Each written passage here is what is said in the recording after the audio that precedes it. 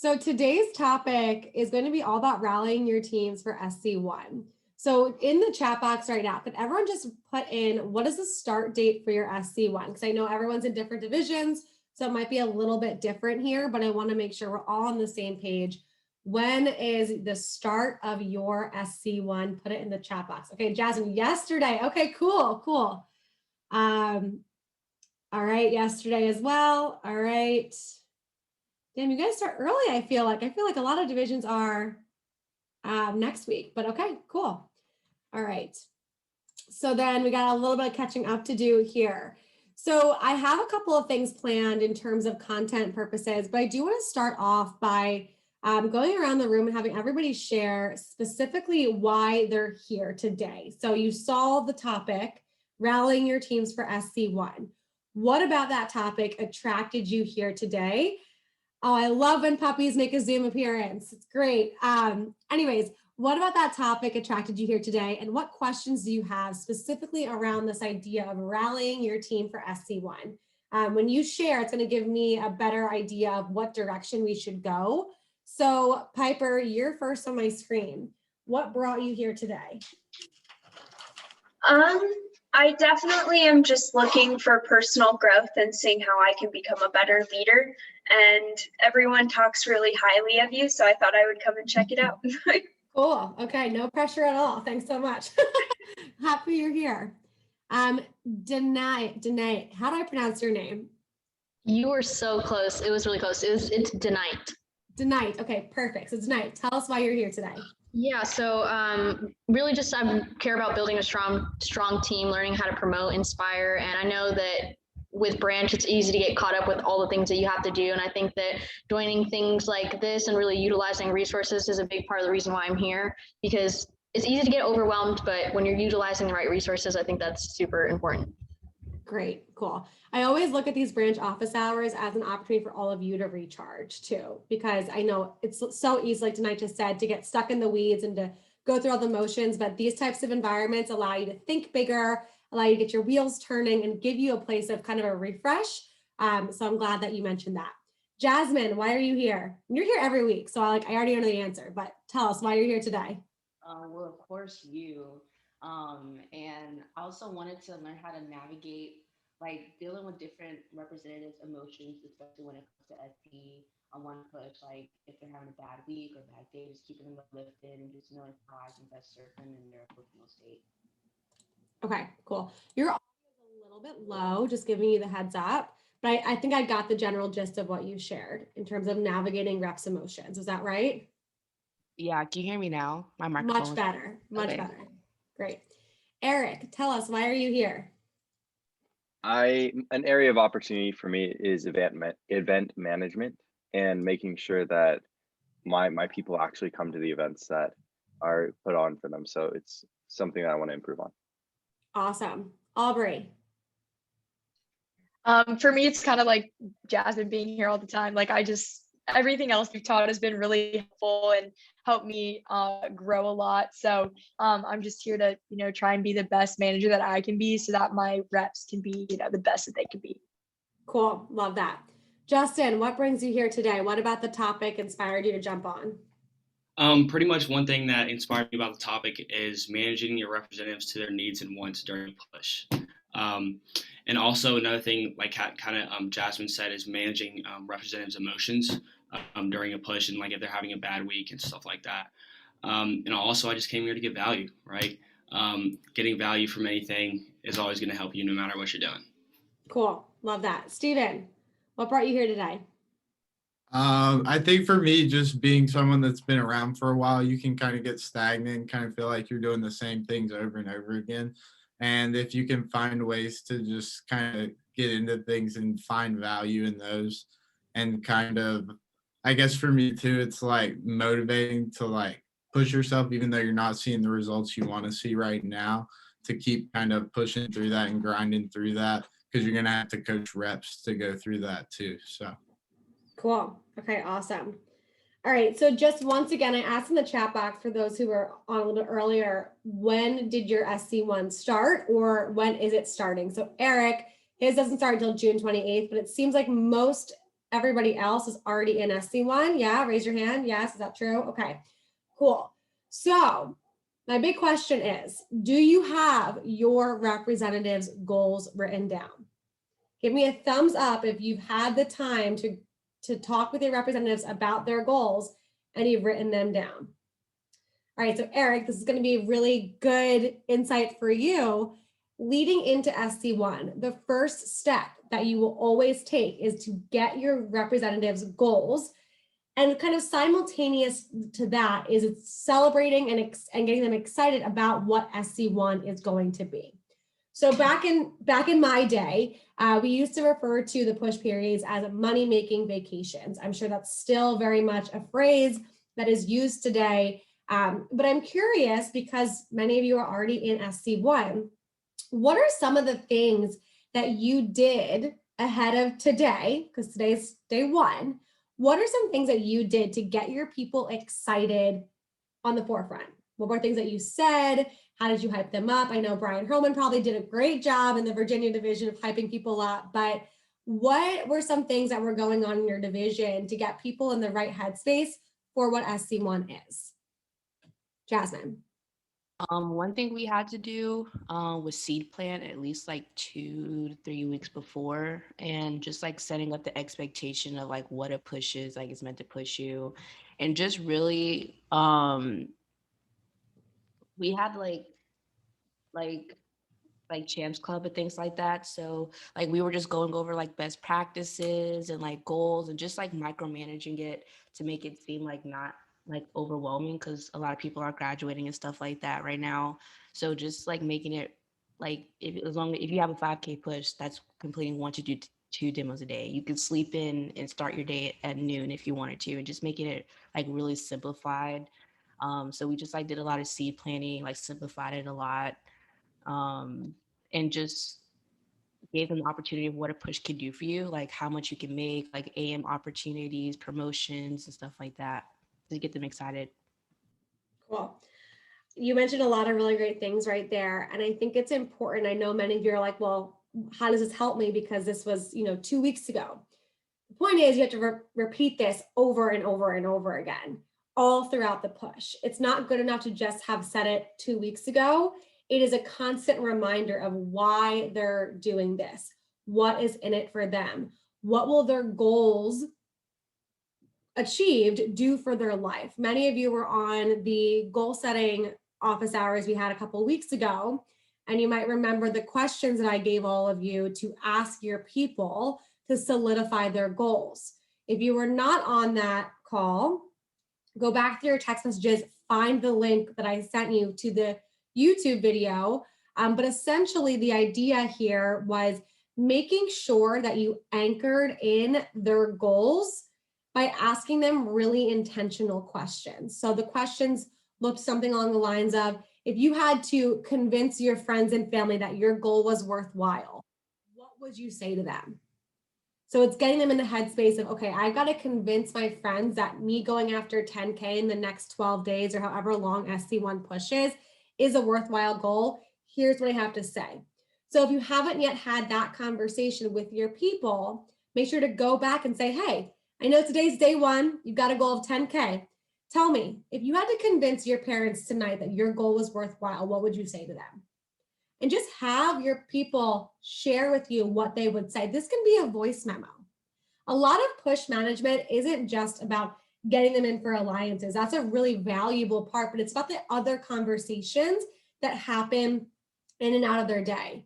If you haven't yet recognized or experienced the magic of voice memos, I would 100% recommend that you start using that as a way to hype your team up. It's something that I do all the time. And so it's a quick voice memo. Let's say Eric's on my alliance. He's going after 10K. Today's his first day. I know that he came to the phone jam yesterday. I know that he has 5 demos in his schedule today. He's already completed 2. He told me first one was a no sale. Second one was like a small set sale. I might send Eric a message today. Dude, I'm so pumped for you to go to your next 3 demos. I know your first 2 weren't like the best demos in the world, but I remember you told me that you're going after 10K. 10K starts today. And whatever happens today, I just want you to know that I'm proud of you and I'm excited for you. And I know that you're going to do big things here. And it's a quick voice memo. It took me 30 seconds, but him hearing that goes a really long way. So it's not just about the big events that surround the push period, right? It's not just about the alliance calls. It's a big part of it, but it's also about those small touch points that you have with your reps throughout the day. So make sure you write that down. Voice memos can be game changing. If you haven't yet asked the question of, hey, thinking about your goal, if you had to share this with your friends and family, what would you say to convince them it was a worthwhile goal? Write that question down. Next question, if you haven't already asked them, hey, what will accomplishing this goal bring into your life? Income-wise, experience-wise, excitement-wise, what's going to happen on, June 13th when SC1 is over? What will happen in your life because you hit your goal? And then the final question is, what will become easier for you when you achieve your goal? Right now, in this space, on day one, it's all about making the goal happen. You want to breathe belief into them. They're going to need to borrow your confidence. And the more confidence that you can exude to them, the more they will feel going through the next 10, 12, 15 days, however long your SC1 is. I'm going to pause for a second here. Questions, comments, thoughts about what I just shared.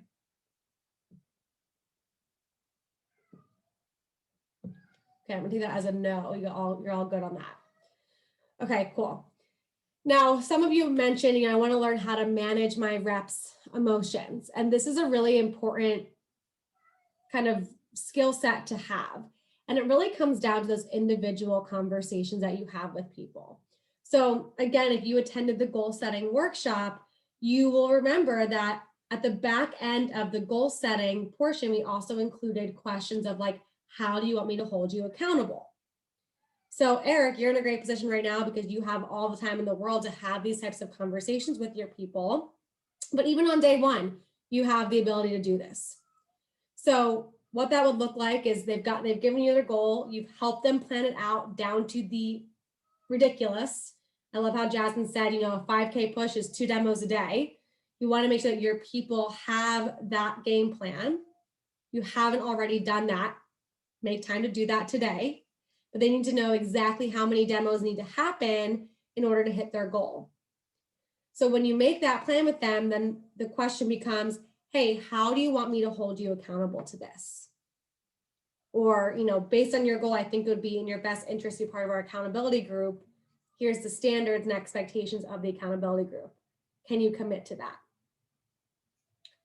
So making sure that you address accountability on the front end makes it much easier as you go throughout to not call people out. I would say call people in, call people back in to the actions. So if someone starts to kind of waver, let's say I'm coaching Jasmine and she's got a big goal, and by day 3, she's nowhere close to that goal. She might start feeling like there's no point, but we know that the last couple of days is where the magic happens. So I might have a conversation with Jasmine and be like, girl, I know that we have this big goal.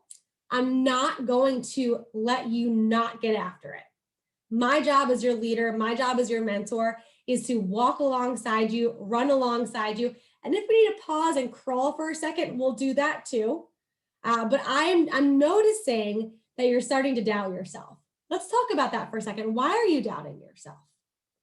And so as you can see, this conversation is not berating her. It's calling her in. Hey, I'm noticing that you're starting to doubt yourself.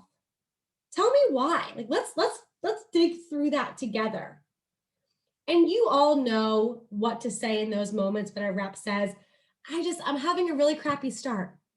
I just feel like there's no way I'm going to hit 10K. Yes, there is.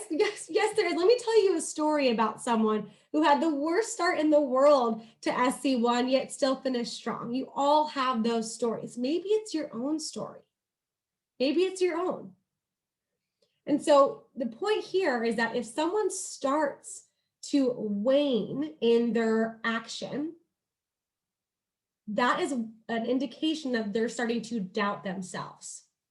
And the conversation becomes calling them in, calling them back to the action, not calling them out. You don't want to make someone feel bad because they're doubting themselves. Newsflash, this is their first ever push.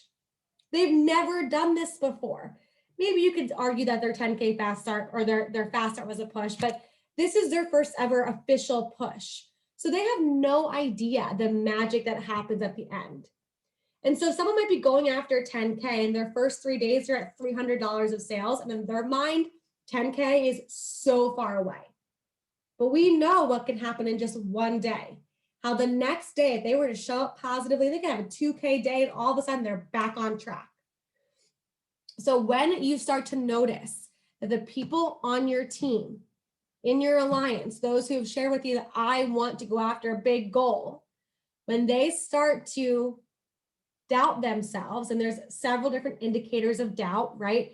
First indicator is they stop showing up to meetings. The first time someone says, hey, I can't come to this meeting, if it's not a legitimate excuse, they have not given you a 48 hours heads up that they can't make this meeting, you know, it's probably something where they're just doubting themselves. So they're looking for an excuse to not show up because they're afraid that they're going to be caught, in the sense of they're going to be caught for doubting themselves. But you know that this is the opportunity for a conversation. Is this making sense so far? Am I going too fast?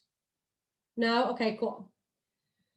So that's indication number one. Indication number two is if they have 5 demos, you know that they do because you see it in your Vector Impact app and they don't call you at all. Big red flag. Or number 3, they outwardly express to you, there's no freaking way this is going to happen. That's like the easiest one, right? So the minute you begin sensing doubt, even if you just have a sense, it could be a quick voice memo. Hey, Eric, I just want to let you know I'm thinking about you today. I have this weird gut feeling that you're doubting yourself, and I want you to know I believe in you. And I want to just make sure that you know everything that you want to create is 100% possible. Let's grab a quick 5-minute phone call after your next demo. Sound good? And that might be the voice memo that keeps them focused, gives them a chance to reconnect with you so that you then have the chance to pour belief into them and work through their doubt with them. All right. Any questions about just the idea of kind of tackling the doubt head on? Can I just make a comment on that, Shelby? Definitely. So one thing my manager used to do, like way back in the day when I started, especially during pushes, they kind of framed my mindset for every push kind of going forward from my first one was like, hey, if you work this the right way and work hard at it, you're probably going to want to feel like you want to quit like 1 or 2 times during the push. And he would say that to me, and then he would kind of reaffirm that, and he would be like, I told you it wasn't going to be easy. And kind of just going back to that, because like anytime I got that mindset of like, oh, I want to quit, I was like, oh, he's already told me I'm going to feel this way. There's better results at the end of the road, basically. And thanks for bringing that up, Stephen, because I totally neglected that part of the planning process, which many of you probably have already done or have had your DVM do, maybe during an SLDM or something along those lines. Eric, this is an opportunity for you to have this conversation with people. On the front end, you want to set the proper expectations. This is not going to be easy. Maybe if someone's going after 3K over the course of 12 days, that could be easy. But if someone's going after 10K, 20K, whatever their goal is, letting them know like, hey, this is possible, but I don't want you to think it's going to be like a breeze. And the reason why is because I want you to have the right expectations. And so what Stephen just said is perfect. You know, if you do this right, there are going to be days where you feel like quitting. But I want to go back to what you shared with me before about what's going to come from you achieving this goal. Income wise, what are you going to earn? Hey, you know, let's say someone gives you 10K goal. You figure out what they're going to earn. Tell me, what are you going to buy with that money? Or how are you going to invest that money? Go that one step further. You know, I think about Gina Nappy. Many of you probably know the name Gina Nappy. She was a Silver Cup district manager a few years ago. She had Paige Weber. I'm sure all of you know the name Paige Weber. Paige Weber was a 10K fast setter in her organization. Her and Paige made a deal that when Paige hit 10K, she was able to pick out any one of the Tory Burch shoes, which if you're not into fashion, you don't know what those are, but they're expensive sandals that are really cute. So Gina kind of dangled the Tory Burch shoes in front of Paige. And I was with Gina the day that Paige finished her fast start. And I remember that Paige called Gina and was like, I'm getting the shoes. I'm getting the shoes. I just hit 10K. So with your people, you don't need to dangle carrots in front of them like that. But if you can help them see what that money is going to buy or what's going to do or what it's going to create, you will have people more excited about their goal. I would encourage somebody who is into vision boarding. If they have a goal of selling 10K, they want to earn $2,000. Let's say that's their goal. And they tell you that with that $2,000, they want to buy themselves a new MacBook Air or whatever. I would send them a picture of that MacBook Air and be like, put this as your background. Or on a regular basis, every couple of days, send them a picture of the MacBook Air and be like, hey, just want to let you know that this is yours. You're going to get there. It's getting creative with how you have those individual touches, right? It's not just about the accountability calls and the Champions Club. Again, those are a huge part of it, but it's about those extra little touches that go throughout the day that remind the person that you care. Earlier on this morning, I had a pod call with the Southwest region branches, and one of the branches on there said that people, what did she say? I actually wrote it down because I don't want to screw it up. She said, it's easy to quit a job, but it's hard to quit a relationship. So use your push as an opportunity to build that relationship with them.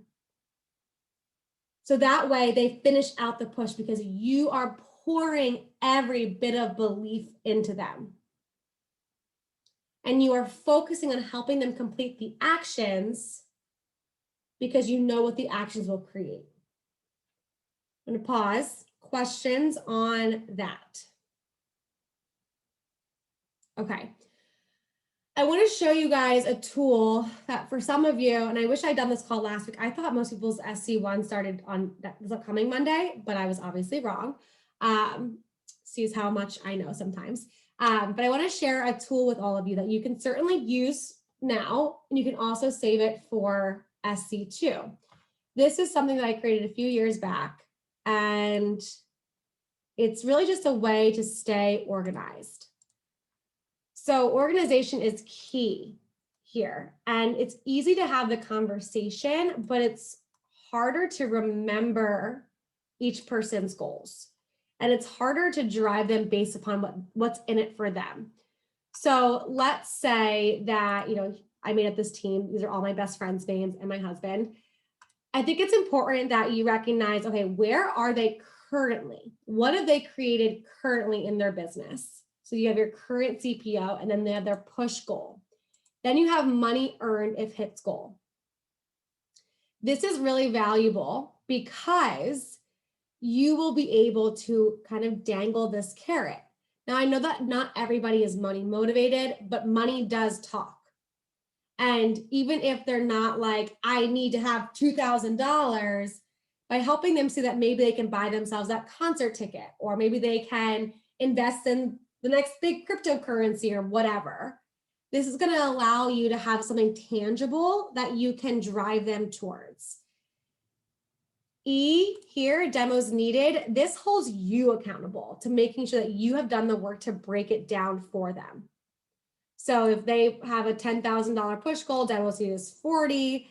You can check in with them and say, all right, where are we towards this goal, the action goal? Because the action goal is more important than the actual results goal, because when they hit the action goal, there's like a 90% chance that they'll hit the results goal. And then F, this would be more so on the front end of push period planning, that you've gotten their commitment confirmed. The commitment might look different for every single division. Some divisions have accountability groups that they're committed to, others have Champs Club, others have phone jams, but just making sure that you've had the conversation of, hey, are you committed to this goal? And the subsequent, here's what commitment looks like. So it's not just, hey, are you committed, but it's here's what commitment looks like. Because everybody has a different definition of commitment, right? Some people's commitment to the gym is 2 days a week, others it's 7 days a week. So it's really important that you guys get on the same page as to what commitment looks like. So this here is your alliance, right? These are the people who are going after big goals. Then I think it's important too to recognize the rest of your team. Not everybody is going after big goals during the push, and that doesn't mean that they will not add to your push report, right? It's not just your alliance that makes up your push period. It is every single teammate that you have. So let's say you've got 5 people who are bought in, they're going after big numbers, they're going to make up the majority of your push. It's also important not to discount the people who are kind of doing part-time, they're not interested in being part of the big push, but they are still going to be selling pretty regularly. You want to still do, current CPO, and then here's the next promo. So what do they need to get to the next promo? So with those people who are not as driven by being part of the push, what I would encourage you to do is during the push them towards their next promo, because that is more relatable to them than some big push goal that they're not interested in going after. Does that make sense? Thumbs up. So this is an opportunity to still drive people towards exciting numbers, but not necessarily, push them away by forcing them into a push goal, if that makes sense. So again, do the math on money earned if it's next promo, demos needed, and then the conversation becomes, hey, I want to help you in the next 12 days hit your next promo. Here's what it would look like, on a scale of 1 to 10, 10 like, oh, I can totally do this. 1 being like, yeah, no, thanks, I'm out. Where do you fall on that level of commitment? And you get that number down here. Personal goal, this would only apply to SC2. But what's great about doing this math right here is it's going to give you a could do goal. Meaning that if your alliance hits their goal, and if the rest of your team hits their next promo, here's your could do. This is why I say this might be more valuable for you for SC2 ahead of time, but it's good to even do now so okay, here's the number that's possible. And if the number that's possible from a could do perspective is not exciting to you, then that means you got to continue to recruit and have better conversations here. Okay, so I can certainly send this to everybody, but I think this is just a helpful reminder that planning is just as important as execution. Any questions about this document here? Yeah, I have a quick question. Sure. So I don't know if your opinion on this, but should you have a office push goal? Because it seems Absolutely. it's more individualized, helping the reps get their goal. So how do you navigate about that? So an office push goal is really valuable. We don't want to just have an office push goal, just like we don't want to just have individual goals, because when you just have individual goals, you have a bunch of individual contributors. So when you have an office goal, you have team players. So you do want to turn those individual contributors into team players, meaning that they feel like they're part of something bigger. People want to be part of something bigger. And it's valuable when you talk about the team goal, because even if somebody falls short of their individual goal, they can feel and know that they still made an impact in the team goal. So it allows you to come from both angles as a way of keeping people feeling good about their progress. Does that make sense? Okay, cool. Here's a really simple idea for all of you that I would encourage you to do. In your team WhatsApp, how many of you have team WhatsApps? Raise your hand. Okay. If you don't have any type of team chat, I would encourage you to have a team chat. But if you have a team WhatsApp or team GroupMe, make the title of your team WhatsApp or team GroupMe like your push goal, but how close you are to it. So what I mean by this is, let's say your push goal is 40,000 and today your team does $3,200 of sales. You can write 36.5 until 40,000. So that way you're driving people through the team goal, but you're also having those individual conversations. Everybody's clear on their individual goal. Does that make sense? So you're all clear what that would look like? Like if I were you, I would have something like, let's say your push goal is 40,000. Again, you did $3,000 of sales today. I would have it updated and have it say 37,000 until 40,000 with like a little knife emoji. Or you can break it down into weeks. If you feel like 40,000 is too big, you can do, week number 1, whatever that goal would be. This is something that I do for the direct sales company that I'm part of. That's like my little side gig. I do increments of 5,000. So we start off the month, whatever sales we'll do today, I'll do, $4,200 until 5,000. Once we hit 5,000, then I get to 10,000. Then from 10,000 go to 15,000 and go from there. So that's another idea, but I think having that number as a driving force can be valuable just for people who are team players. And I think for some people, like if they make a sale today and they see that number go down, they feel like they've really contributed. So a lot of push period work and execution is creativity, if you haven't already noticed. All right, so let's come up for air here. What questions, thoughts, comments do you have that I haven't even addressed yet? Like, is there any specific questions that you have that you were hoping to get answered by coming here today?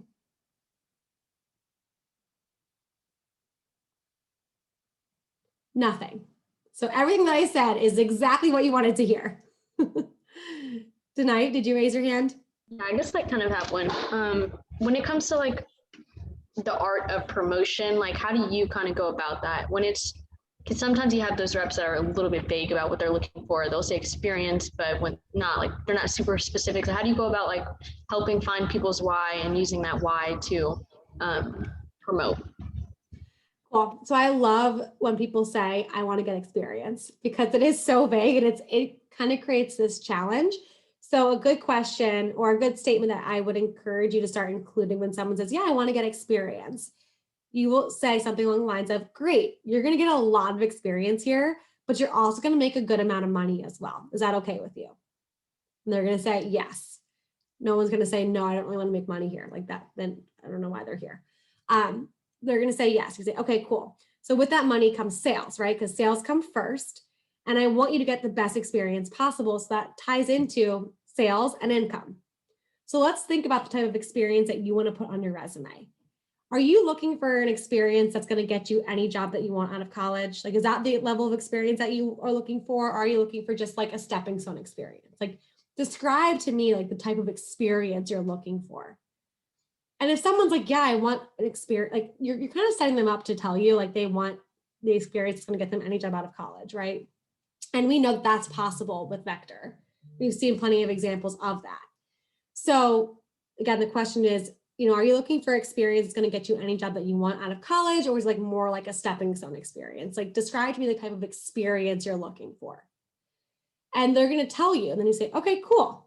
So just to give you some ideas here, when we see people who put on their resume, they've sold $10,000 worth of Cutco, plus they have some leadership on there. They've given some team meeting talks. They've taken people field training, like all these things that are possible. That's probably going to give them some stepping stone experience. Like the $10,000 mark would be that stepping stone. But when we see people do like 30, 50, 60, 70, and then maybe set themselves up for next summer, that's when it becomes, like I would say, get whatever job you want type of experience. So where do you fall there? And again, you're just asking them like to reaffirm, what do they want? And so from there, you can help them create a sales goal. So you've taken the experience and you've boiled it down into a sales goal or an income goal. So if someone's like, yeah, like I definitely want to make income here, like, okay, cool. Like, do you have an amount in mind that would be exciting for you? And if they're like, I really don't know, another good question that you can ask them is, well, how much did you make last summer? And if they're like, oh, I made $2,000, you can say, do you want to make that amount this summer or do you want to make more? Most people are going to tell you they want to make more. And so that gives you the opportunity to, again, to have a starting point. Now, for some people, this is their first ever job. So you might say, well, what did your friends make last summer? Like, tell me some of the jobs that your friends did last summer. And they're going to say lifeguard, camp counselor, waitress, that kind of stuff. And then you can probably quote like a $3,000 to $4,000 income. Like your friends probably made like $3,000 to $4,000 last summer. So that'd be something that's exciting for you. So it just gives you a way to kind of get some context into the experience thing. Does that answer your question? Yes, that was fire. Okay, good. Who else has questions? Jasmine. So I know like during this time, like SC1 is like about like recruiting and things like that. So what is your like, what advice do you have about like scheduling, like recruiting and things like that, like during a push? Like what is like a good schedule to have or systems in place to make sure you're like balancing everything to like a really high level? So I would refer back to whatever schedule your DVM is giving you because they're probably giving you something to follow. If your sales reps are pushing for sales, then use this as an opportunity to push for recruits. So SC2, you're going to be selling alongside of them. You're done recruiting. You get to kind of get in the boat with them. SC1, I would explain to your reps like, hey, this is a push for you guys to get sales. This is a push for me to get recruits. So the way that you're going to be working your butt off to get sales, I'm going to work my butt off to get recruits. So if anyone wants to help me with that, you can lead into a really good PR message or triple threat or Snapchat or whatever you want to do there. But I would treat this push period as your opportunity to like go crazy when it comes to recruiting. So from a scheduling standpoint, it's hard for me to give you an answer because I don't know what your current schedule looks like. And again, I'm sure everybody's DVM has different perspectives on this. But, you know, anytime your reps are doing phone jams, you know, obviously kick off the phone jam, but maybe do some PR jamming alongside of them. So they see that you're pushing too, just in a different capacity. Sorry that doesn't answer your question as directly as maybe you hoped, but No, that was good. okay, just gonna think about it. Other questions that are coming up for you guys? Yes, Piper. So how would you go about having the conversation with them if they don't quite reach their goal at the end? Great question. So there's going to be a point in time when you see that certain people are going to go after their goal and others probably are going to fall short. So right now on the forefront, you're going to keep the positivity, you're going to keep the focus forward and high, and it's going to be about you can hit their goal, you can hit their goal. Maybe halfway through, if there's some people who just like are not going to hit their goal, you can have a conversation with them and be like, hey, listen, I don't want you to give up the sight of your goal, but I also want you to know that what matters most to me is that you finish strong. And I don't mean from a CPO standpoint, but I mean from a commitment standpoint, because there's going to be other opportunities for you to hit your goals this summer. So it's almost like you relieve the pressure from them. Like you give them a back door, but you're not saying, hey, you can give up. It's a reminder, and you can have this conversation now where it's like, hey, what matters most to me is that you are committed and you take the actions. Now we've set up the action so that your results should come. And again, right now you're not going to be, hey, the results might not be there. You don't want to put that in their mind. But at some point, and just lean on your gut here, Piper, like you will know who to have those conversations with. At some point you have the conversation with someone where it's like, hey, I want you to know, like, no matter what happens from a result standpoint, what I'm most excited about for you is that you just stay committed and that you follow through on the actions. Even if this ends up being a really challenging experience where you fall short of your goal, it's going to build you into a better person. And in fact, there's going to be and here's going back to tonight's question, there's going to be an interview that you have one day after college where someone says, describe to me a moment of adversity and how you like made it through. This is going to be a story that you can tell people. Even though the result wasn't what you wanted, you were able to stay committed, stay strong, and finish out because you knew that the actions are what mattered the most. So you can kind of drop that seed as well from an experience standpoint, because at the end of the day, guys, like this is kind of a little bit of a tangent here, but at the end of the day, like when all of you go into interviews post-grad, the people that are interviewing you won't know if $10,000 of Cutco sold or $100,000 of Cutco sold is going to be impressive, what they're going to be most concerned about is the growth you experience as a person while doing that. And the growth comes from adversity. The growth comes from the stories that you can tell when you overcame challenges, when you kept pushing through. So, that's just a good kind of like reminder to keep in the back of your head, because at the end of the day, the goals that you have for Branch, like you might not hit, and that's okay. What matters most is that you built something that you're proud of. And that pride can come from the action that you've taken. So that's one, response for you there, Piper. At the same time, flip the coin. There's going to be people who you need to have conversations with about thinking bigger. You might have people who are going to go after 6K and they hit 3K by tomorrow. And you're like, all right.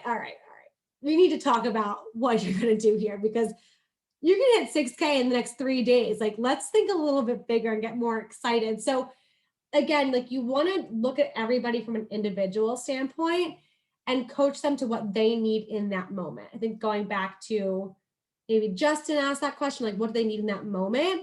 Like, you want to make sure that you are in constant contact with them. So that way, the angle that you take is appropriate for what they're probably going through in that moment, which is why the voice memos can be so valuable, because, I don't know if you've ever experienced your DVM or your DM, like reaching out to you just at the perfect time. Like, it's like they knew what you needed without you saying it. That's your DM or your DVM, like understanding where you are. So like, I know my boss every once in a while just shoots me a text and I'm like, how did he know that I needed this? Because he pays attention to like where I am. So this is your opportunity as a leader to develop that kind of skill set and emotional intelligence, where you can send a quick voice memo. Eric's had a really crappy day. Eric, man, I know that you've had a crappy day. This is probably going to be your crappiest day of the push. So I want to congratulate you for getting that out of the way. Give yourself a high five. I know it feels silly, but like seriously, give yourself a high five. Chalk it up as just your worst day of the push. And let's get excited about what can happen tomorrow. Let's get in the mindset right now of making tomorrow be the best day of your push. If tomorrow was the best day of your push, Eric, what would happen? Send me a quick voice note back. Share with me what could happen if tomorrow was the best day of your push. So it's like you recognize when things aren't going well, but you don't leave it there. You give them an opportunity to get in a better headspace, whether that means, hey, I don't care about your results, I care about your actions. So how are you going to finish strong from a commitment standpoint? Or, hey, man, I know today was the worst day of your push. Don't worry about it. Chalk it up as a loss. How are you going to get into a better headspace for tomorrow? So it's like those types of comments and voice memos and one-off conversations can be everything for your push period. Can I say something you reminded me about on that, Shelby? Please. So Shelby had a really good point there that I just remembered. That was something that my manager reviewed all the time back when I was really new, and that's like rule of thirds going into a push. So you're going to have like your 1/3 of your days are going to be great days. One are going to be just mediocre days, and the other third of the days are going to be like character building days. Yeah, it's another really good point too. Sometimes it's helpful to like show people the bell curve, where it's like, there's going to be days that are on the very bottom of the bell curve and things really feel horrible. There's going to be days that are someplace in between. And then there are going to be days where things rock. It's another great teaching opportunity. So, maybe in a couple of days during your alliance meeting, you show people the entrepreneurial roller coaster. Search that on Google. You're going to find something on it that you can use, where you just show people, hey, this is an opportunity for you to ride the roller coaster. And I don't know how many of you are fans of roller coasters, but sometimes if you feel like you get stuck in the middle, like it's a little scary.